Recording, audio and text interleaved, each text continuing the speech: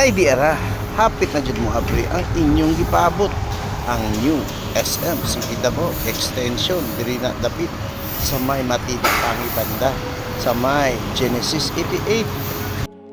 O karon nakahigayon jud kog sulod sa ilang new building.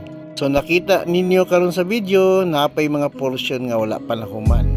So karon nagbaktas-baktas ko. So by the way akong giadto diri ang Anta SM City Davao branch kay naa ako'y gitao diri nga machine under sa BPI. By the way mga boss madam, mo-open din ni ang maong bag-ong building karong July 29, 2025. So atangi og sugata jud na ibutang sa kalendaryo para di malimtan.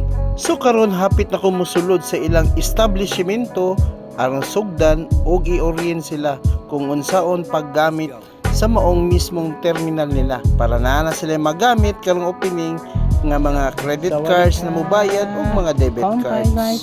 Pagkahuman na kong orient sa ilaha, naghinay-hinay o nagtanaw-tanaw ko karon sa ilang mga sapatos kung unsay latest kung unsay nindot pasig makapalit ita. So daghan kay kog nakita diri yung mga klase-klaseng mga sapatos nila na pang running, na pang training og naadyo ko inaatsupan diri nga sapatos katong kang Kyrie Irving nga signature shoes. Kaya nga lang medyo mahal pa dito kayo siya, halang kaysa presyo 5,000 pesos ang presyo. So magpaabot na lang dito tani kung unsa man galing kung nabay sale.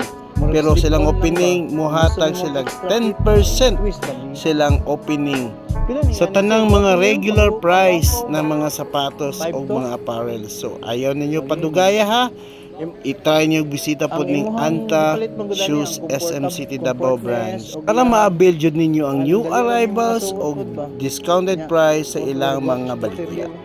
Ipakita na ko sa inyo guys 360 degrees. So diri ni dapat ang entrance sa may Genesis 88 mo kaning annex building. So mo niyang mismong location sa sulod.